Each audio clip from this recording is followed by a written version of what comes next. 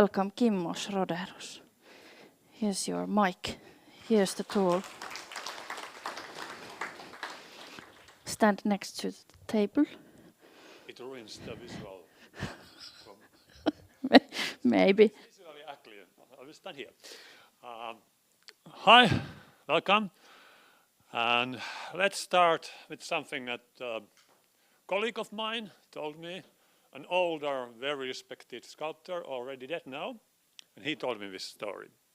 But first, a graphic maker, graphic artist, fell down from the first floor window and died. Second, another artist, a painter, fell down from the second floor window, also died. But then, a sculptor fell down from the roof of a building and got an idea. That is the old attitude of sculptors, and it is one of the reasons why I also choose to be a sculptor, and I like to call myself a sculptor. It's like you think, and your attitude is that you are mentally stronger or somehow harder than others. It maybe isn't true, but still the mental part helps when you are going through the life. And I feel really strong connection to earlier generations at those moments when I'm moving something really big, quite heavy, let's say too big and too heavy for me and my wife to get it moving on without any outside help. When I feel like that the earlier sculptors must have been doing it the same way, almost like feeling that fuck, if I miss this, I'm gonna die, but you are still doing it. There is something very liberating, physical, and great in that. And this is just the starting photo. This is a very, very new piece of mine. It's in a gallery exhibition in Turku at the moment. And it's almost like a self-portrait without being a self-portrait. But let's go backwards about 30 years.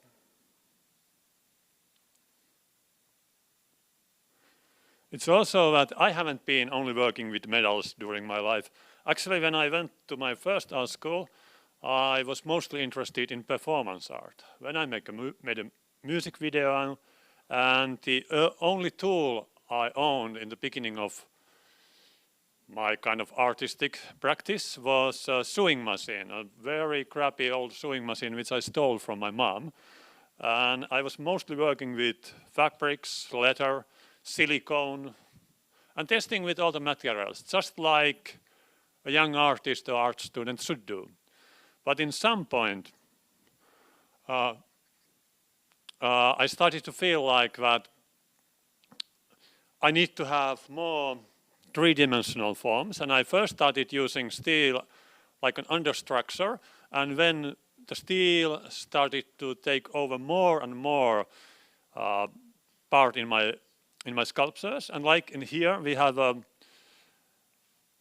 piece which is about 25 years old, and it's made from a Volvo PV 544, built in the 60s in Gothenburg, then sold to Finland, lived here its total life as a car, then spent lots of years outside being beaten by rain and wind. I bought the car, or what was left of it, and used it for my sculpture, if not today, then tomorrow. And combined it with wooden seats and halogen lights hidden under the light. I like the story of this piece as the car was first built in Gothenburg, but then after being turned into an art piece, it traveled in Iceland, Norway, Lithuania, and finally in Sweden, in Malmö, where Malmö Art Museum bought it. So it came so close to its origin, and so that it's a warm story in my mind. Okay, next.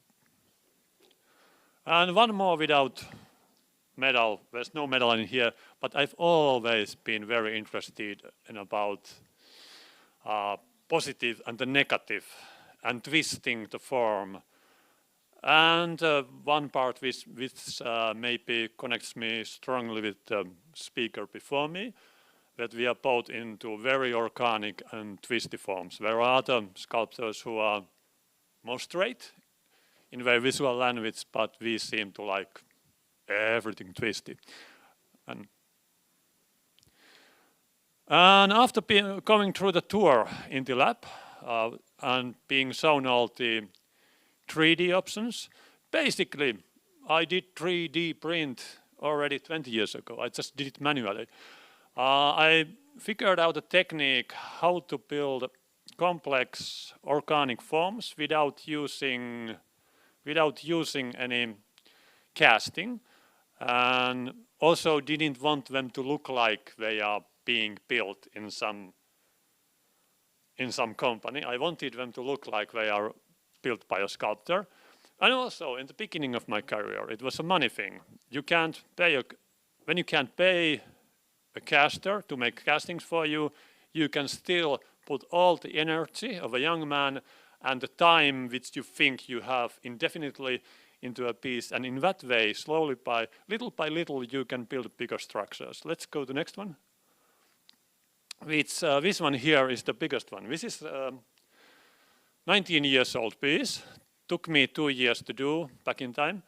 And the 3D printing here, because I think that we sculptors, forever, we have been able to scan, to process and print. So there's nothing new here. It's only that it was made manually and inside the head. And in here, I was using this 10mm stainless steel bar, and it took me 6 kilometers of this stuff to bend it one by one into this form, always having one assistant on the other side so that he did the first little weldings so that it could stay together. And actually on the other side, this is once again almost like the negative of itself, because it's not a full 360-degree piece. It's like only almost like it's almost like a fake scenery or something, and on the other side you just see 6 kilometers of welding seam.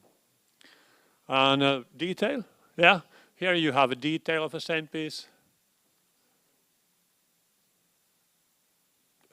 It's clearly a young man work, because it was something that in the beginning you are physically able to do lots of stuff, but you don't know so much yet.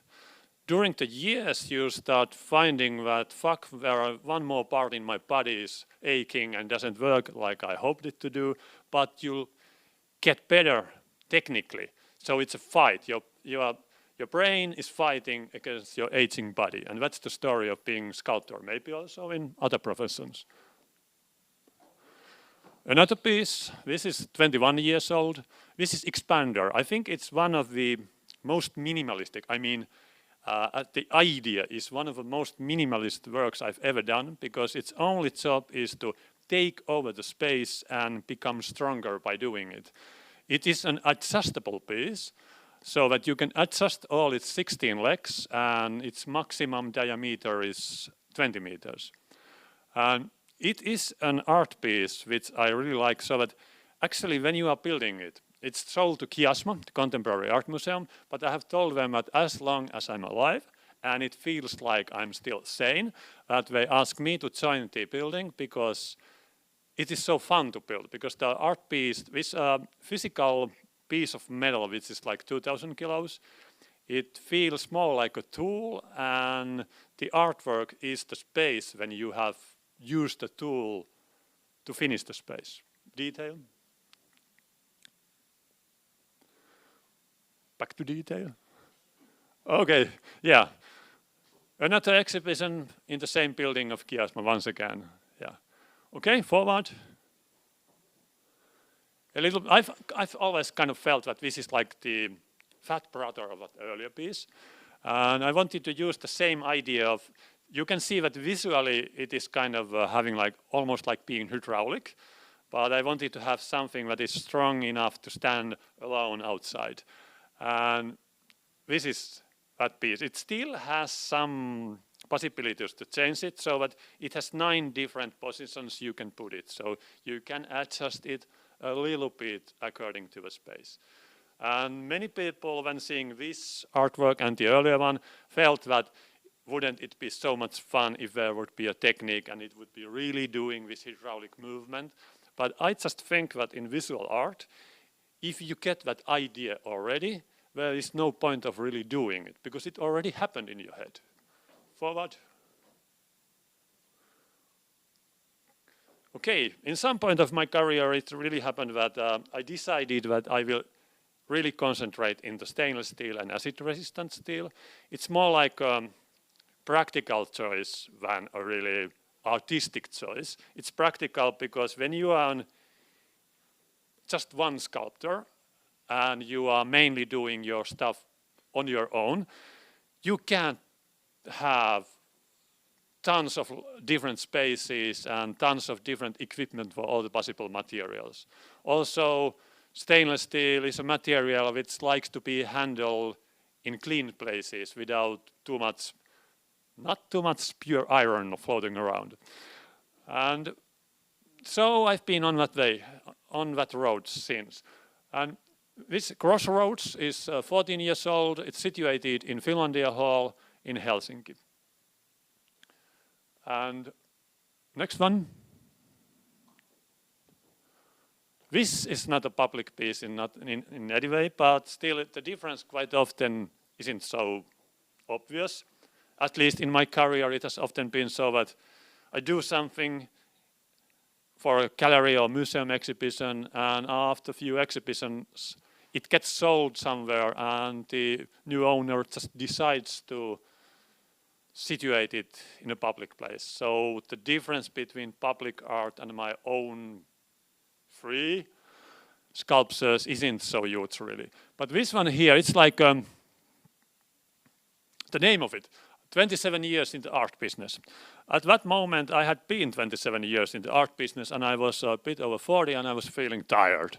And it also tells about my own history as an artist in a material way, because the skeleton inside is made from fabric, and I started it already when I was 18 years in 1989, and I hadn't even gone to my first art school yet. So I had no poison of art school in my veins when I started it. And later on, now when I look at it, I can see so much things which I would do differently because I'm a professional nowadays.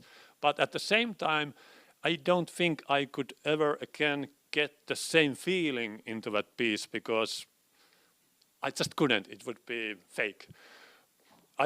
For decades, I was thinking that this piece isn't a finished art piece yet, and it needs something around it. And finally, I made this stainless steel box around it and the glass and everything. And I felt like it's telling the story from the beginning of your career when you didn't know anything, didn't have anything, and to the moment when you are already a middle-aged sculptor and you start to have the machinery and knowledge and also money sometimes. And that was the whole idea. Now well, I think that the 40 plus is an age where many artists are thinking that is there really any point in our profession? Because it is a point when many people notice that it's not really going to change. It's not going to be something huge and dreamlike. It's just a job. But luckily it can be a very fun job if you arrange it so. Next. This is in Sculptor, about 3 meters tall. That's a gallery piece. And it's made from insults in about 8 different languages, nothing but insults. Worse, the better. And I wanted to do it also once again by bending it from steel by my hands because I feel it's more three-dimensional, more alive. And I like techniques which I can do myself because quite often when I think that now this would be a good point to send it to some company and have them made it, then I think about it and who the fuck do I contact, and I just decide to do it myself. Next one.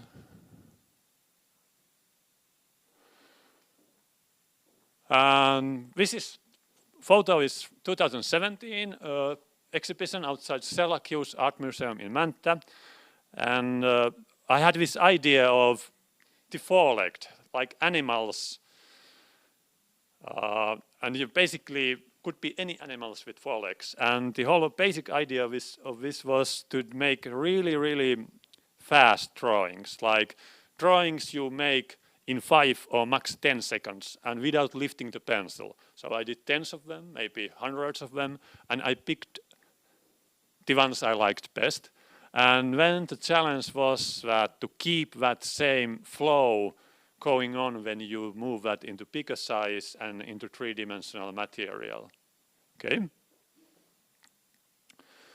And the only bigger artwork I have done totally by casting, this is from 2018. The city of Ylöjärvi wanted to have a piece honoring the band Epunormaali. It started in that city already in the 70s. And it was the band who chose the artist to do it. And I was thinking that quite often this band has mentioned that the early practice place was called Alamökki, the lower hut, like a normal, very cheap building down the somewhere outside the main building. And I was thinking that it's like a story that if the parents of a guitarist and the singer had not allowed their children and their friends to practice in that place, maybe the whole band wouldn't have happened. So I was thinking that even big things have small startings, and that small start can be very important. And that's why I took a silicone mold from the part of a wall from that building, and when it had been twisted and casted into acid-resistant steel. And all the holes you can see in some of the places, they are both part of the story, part of the visual, part of the piece, and they are also the way of managing the budget. That was really part of the plan to maximize the budget but without going over it. And so I made the holes bigger and bigger until it wasn't too big anymore to cast. Okay, nighttime photo. Next. One more of these. This is megafauna outside of Salo Art Museum, about 5 meters wide, 4 meters tall, and standing on a white concrete pedestal. Once again, the same idea, and if you look closely or if you would see it live, you could also see that it's all done with this, really done with this one line. So it starts somewhere, does the whole thing and ends somewhere. Okay. And a few years ago, I bought myself a 75,000 kilo hydraulic press, and I've been having fun with it. And I'm doing everything they tell you not to do because it's dangerous. I put all the stuff in between and everywhere to learn how to bend material in the way I want. These are pretty early ones. This is contemporary Beelzebub #1. And I think the Beelzebub nowadays is inside of us, not outside. And it's about 2.5 meters wide and made from acid-resistant steel. I like combining casted details into more industrial parts.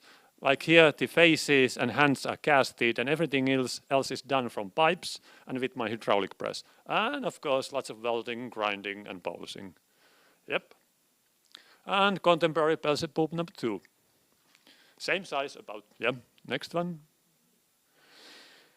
And this time, all the spheres have been ordered from China because they kind of have a monopoly in making this stuff. You can't beat them in it.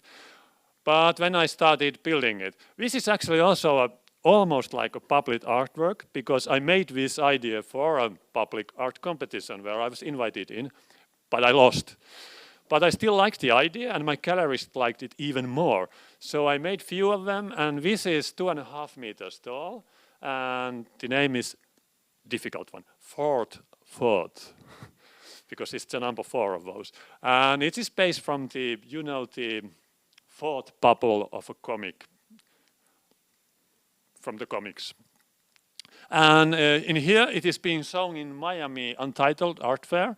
And I love it when my shiny pieces get close to something really colorful, like here, close to Heikki Marila's painting, because the nice part of shiny surfaces is that they kind of have no color of their own. They are stealing everything from their surroundings, and that stealing is great.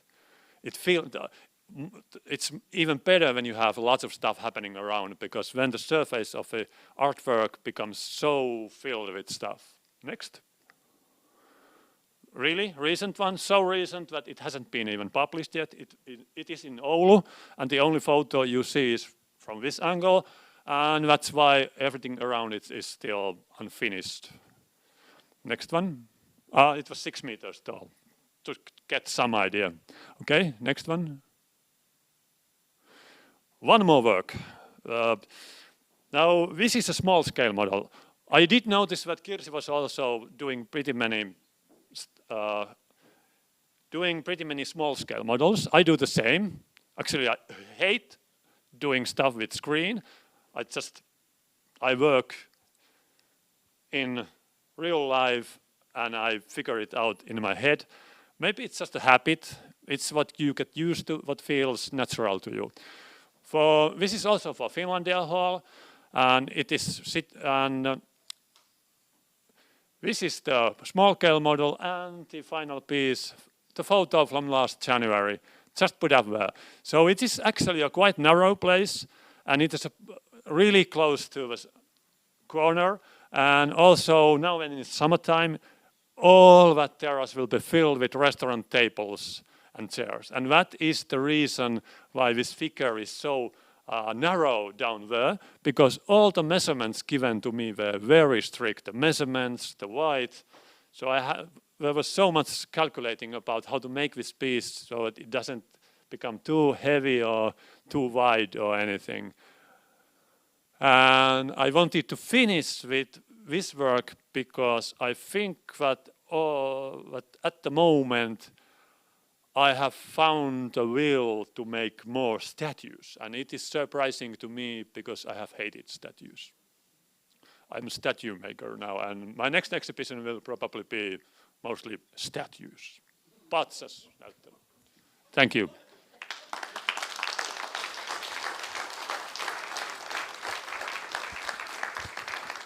Oh yeah, and this one, hands and face casted. Everything in the body from knees above done with my hydraulic press. I'm getting better slowly. And from knees down, just you know, bending and welding. Yeah. Thank you so much, Kimmo. A snapshot questions are possible, but we can have questions later on. There's one.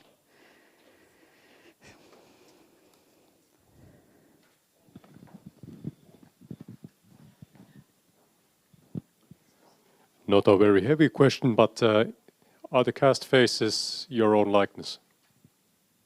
Very much so. The last piece you saw, I never told it to a buyer or anybody, but they all still don't know, but actually they are having a statue of me on their terrace. I'm pretty certain no one else will make that statue of me. I did it myself. Yeah.